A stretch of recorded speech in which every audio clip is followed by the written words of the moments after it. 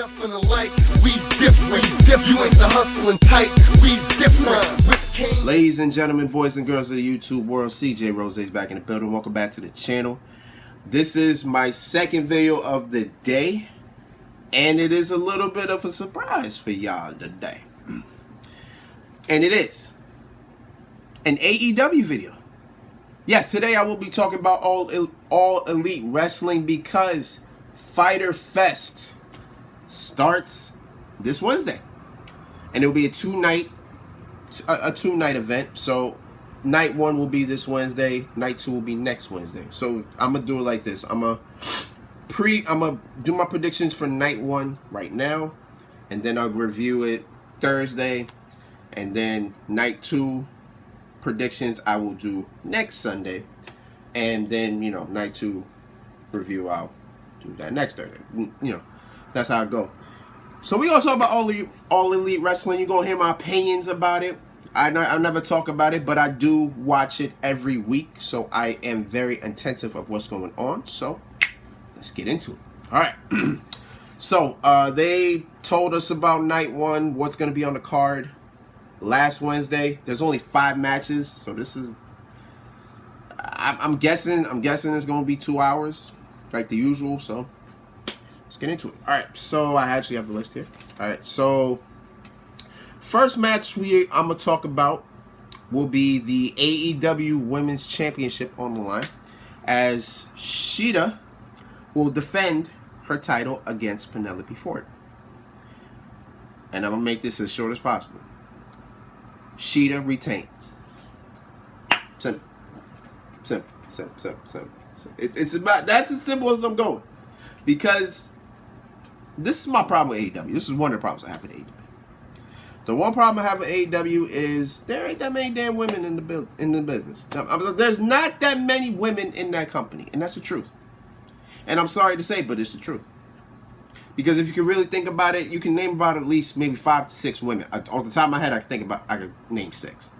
As I said, Shida, it's Penelope Ford. You got Brandy Rose, who's not even a competitor, but I consider her that. You got the Beast Nyla Rose. You got Britt Baker. You got Big Swole. You got Chris Statlander. You got the first AEW Women's Champion. Who I forgot her name off the top of my head. But, that's 8 women. You know what I'm saying? And literally the best rivalry from the women right now, you can't even make a match between them because Britt Baker's hurt. And I'm talking about Britt Baker versus Big Swole. You can't even make a match about that. And on top of that, how many of those women can you really see be champion? It's not that many. And that's no disrespect to AEW. That's no disrespect to those women. But it's just, I don't believe it. You know what I'm saying? I'm not saying they're not talented, this, that, and third, but I can't really see them carry as champion. Like, I believe Nyla Rose because if you look at Nyla Rose, okay, they call it a beast, and I could probably see her as champion. It makes sense, based, from a vision perspective. But anything else is like, I don't know. Like, they had Awesome Kong. I don't know where the hell she went. Maybe she got hurt, or maybe she quit. I don't know, because I don't read the blogs. I try not to, because I don't want to know what's going to happen or what's going on. I want to be surprised when I watch it. But if something happened to Awesome Kong, then I don't know. But there's not that many women you could really sit here and market. And what can you do? You know what I'm saying? So that's kind of my problem with the women. But hopefully it gets better. Hopefully they sign some big names. I guess we'll see as time goes on. All right. So let's see. Match number 2. I'm going to go with Jungle. Jesus, I get this wrong all the time. Jurassic Express versus MJF and Warlow. Yes. All right. MJF right now, biggest heel in the company. Yes, he is the biggest heel of the company. You hate him. I hate him. But if I hate him, he's doing his job right. I wasn't expecting him to be in a rivalry with the Jurassic Express. I mean, it's not like, you know. I don't know. I'm not saying Jurassic Express are bad.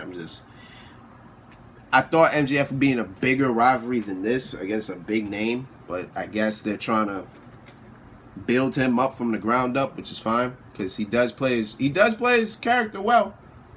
He does. He comes off as that rich, snotty asshole. So that's you're playing it right. You're playing it right. But yeah, it's not really. I don't know what to say much about this. That's to tell you the truth. But they've been going at it for about a month and a half now, almost 2 months. So there's a story behind this. But yeah, who wins? I don't know. I'll probably go MJF and Warlow. just for the F of it. I'm gonna go those two. Put them out there. Probably cheat because, you know, MJF tends to always win his matches dirty. So I get the feeling that might happen here too. So it is what it is. Boom. All right, next match I got is Private Party, who will have Matt Hardy, bars, in their corner versus one of my favorite tag teams, the AEW, Santana and Ortiz. Now, I only like Santana. I don't just like them because they're New York. They're, you know, from New York. You know, I'm assuming BX or the high. You know, that's not the point. That's not the point. The point is, I like Santana and Ortiz because they're brawlers. I love a brawling tag team. I love a tag team just go out there and fight. I love a tag team like that. That's why the APA was one of my favorite tag teams of all time because they were not flashy. They weren't trying to excite the crowd, wow the crowd. No, they went out there and they fought. They beat your ass. You knew when you were in the ring with APA, you were getting your ass beat. And that's what I love about Santana and Ortiz because they do just that. They will fight. I mean, granted, you know, they'll do a little high flying here and there, but it's limited. They're like ground based. They're like a ground based tag team, and I love a tag team like that. Whereas Private Party is, lack of a better term, the life of the party. You know, they will high fly. They will do all these crazy moves, just like any other high flying tag team would. And it's interesting how Matt Hardy will be in their corner. Because Matt Hardy represents one of the greatest tag teams of all time, the Hardy Boys, who were just that, death-defying all over the place with what they did. But Matt Hardy said he would mentor Private Party because he sees a little bit of Hardy Boys in the Private Party, and I can understand that because I kind of do as well. And I kind of like Private Party. They're not bad. But at the same time, this match was kind of just put together because I don't know if there was a reason behind it or anything like that, but it was just one of those matches that just go, well, you know, I'll take this one tag team, put this other tag team, put it together, you know, simple as that. You know, who wins? If they want to establish Matt Hardy as, you know, the guy that's helping Private Party get higher to the top, then they want Private Party to win. In my mind, I want Santana and Ortiz to win because I would like to see them as tag team champions. That's just my opinion. That's my preference. I'd rather see them as the tag team champions. That's just how I'm going. So I want Santana and Ortiz to win, but I got a feeling Private Party will win. That's how I'm going about it. That's how I'm going about it. That's how I'm seeing it. All right. Next match up is another tag team match. Oh God, I gotta get into this. All right, before I get into it, let me not smash. So it's Kenny Omega and Adam Hangman Page defending their AEW Tag Team Championships against best friends Trent and I forgot this dude's name. I forgot his partner's name, but it's best friends. It's best friends. So I'm gonna get into this. Where AEW has lack of women, AEW has too many tag teams. Too many tag teams, dog. We see too many tag team. There's 3 tag team matches on this card. Half of this card is tag team matches. Why is that? Like, that's so many tag team matches, dog. I mean, don't get me wrong. Every tag team in that company is fantastic. I don't think there's really a bad tag team. I don't think so. Not off the top of my head.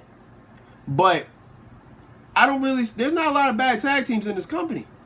I mean, you got the Best Friends, you got the Young Bucks, FTR, you got the Butcher and the Blade, you got Santana Ortiz, you got Private Party, you got Jungle Express, you got Lucha Bros. I love them too. You got who else you got? You got the Tag Team Champions. If I didn't say them already. You got the Natural Disaster. No, I don't think that's what they call themselves. But you got them. You got Dustin Rhodes and QT Marshall. You got them. You got the Dark Order. You got the Nightmare. Jesus. There's too many tag teams in that company, and it's like all the cards every night and pay-per-views are just mostly tag team matches.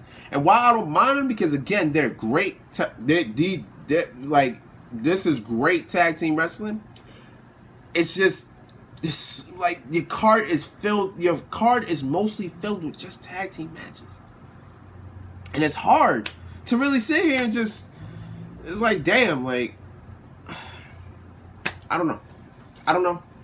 I'm just saying there's just too many tag team matches. That was one of my faults with AEW, is that there's so many tag teams. Now, the plus of it, as I said, every tag team is good. So, literally any tag team, SCU, I forgot about them. But any tag team could be the tag team champions. And in this match, I think, honestly, that's actually what it's been painted as. Because for months we've been all thinking that Hangman Page is going to turn on Kenny Omega and turn heel. I don't know if they pushed it back because of what's been going on and everything in the world or what, but it's been prolonged for so long that literally it could happen at any time. And I don't know if they're still going with it. But if they are going with it, then the amount of time that they have prolonged it, anybody could beat them to become tag team champions. And that's kind of that's kind of the exciting factor of the tag team title matches these days. With them being the champions and the fact that you feel in the back of your head something's gonna happen between them, it makes the dynamic just that more interesting. Because any tag team could beat them for the tag team championships, because we have this feeling that Hangman Page is gonna turn at any time. We don't know when, and we don't know how, but we feel it could happen because the story has already been planted and it's been made for months since last year. So anything could happen. Now, do I think it's gonna happen to this time? I'm not sure. I mean, the Best Friends are good. Best Friends are a good tag team. They're a solid tag team.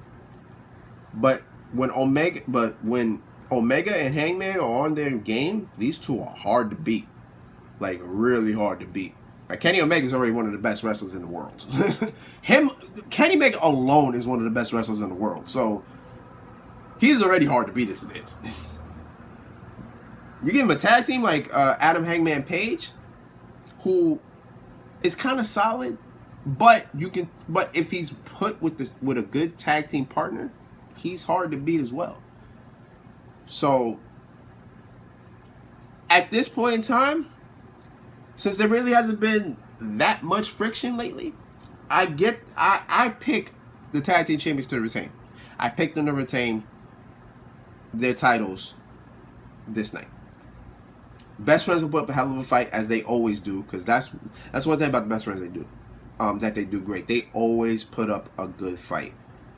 So, I think Omega and Page retain, though, but it's going to be a hard-fought match. That's how I think it. All right. So, On to the main event of the card, which I believe will be the main event. It will be Cody defending his TNA Championship against Jake Hager. Now, Cody has been doing these open challenges for the TNA Championship. All of them have been very, very good because Cody is very, very good. I've always believed him. I always thought he should have been world champion when he was in WWE as Cody Rhodes. I always thought he should have been world champion. There was so many times that you could have made him champion. They just chose to pull it back for I don't know what reason. But I always thought he was championship material. I always thought that. Then you have Jake Hager, who also was in WWE as Jack Swagger, who had the opportunity to become world champion and did. He became world champion for a couple months. I was happy about that because I was a Jack Swagger fan because he was one of those people that was bad at promos but was damn good in the ring, and I thought he was really good in the ring. Ironically enough, Jim Ross discovered him. I'm glad he did because he saw something in him, and I saw it too because I thought he was a really good damn wrestler. He just kept getting into things and he screwed himself up time and time again. So hopefully this time around he's better off. The thing about it is back in WWE he was kind of conceived as a joke sometimes because he had a lisp. He had I think he still has the lisp when he speaks. And nobody really took him seriously. Here in AEW, you can take him seriously because he seems like a bad man. Because as well as before he came to AEW, remember, he was part of MMA. So not only can he wrestle, but he can damn sure fight too. So that you put those two things together, you're a dangerous man. So in this sense, right now, this is going to be a hell of a fight. This is going to be a fight. None more. This is going to be a fight. And I'm down with it. This is probably the biggest name in AEW that Cody will be facing, defend his championship against. I appreciate it. I like these two. As I said, I like these two. This should be a hell of a match. It should be a hell of a fight. Who wins? Cody's retaining. I think Cody's retaining this title. As much as I like to see Jake Hager win something in AEW, I don't think he's winning this match. Yeah, I don't think he's winning this match. I think Cody wins because Cody's winning. I don't know how he's gonna lose that title, but he's definitely winning this match. It's gonna be a good fight. Honestly, night 1 of Fyter Fest is gonna be kind of boring. It's where night 2, which we will get into next week, that's gonna be crazy. It's gonna get crazy. I promise you. Night 2 is where the excitement is. And night 2 is where we gonna really talk. But night 1 is gonna be average, honestly. It's gonna feel like probably a regular AE Dynamite show. It's gonna feel just like that, honestly. But yeah, that's what I got. We're gonna get into more AEW stuff next week. Actually, we're gonna get into more AEW stuff next week. Thursday, as I said, I will review every match I see. You will get all that. The next Sunday, we will predict night 2. And then next Thursday, we will get the review for night 2. Simple as that, simple as plain. It's been Rose, man. Thank you for watching. Thank you for all the love, support. As always, we will be back. We will be back here next Thursday. Or this Thursday. We'll be back here this Thursday to discuss night 1. Till next time, peace, love, 100. Yeah.